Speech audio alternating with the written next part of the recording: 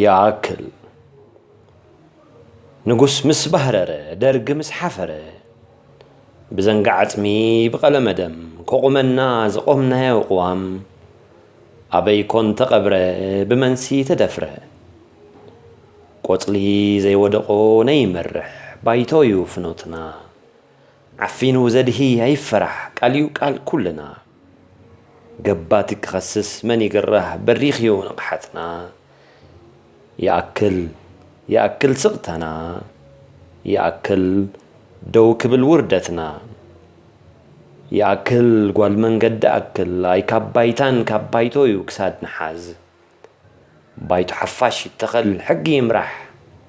بايتونا كعنقل قالنا كواح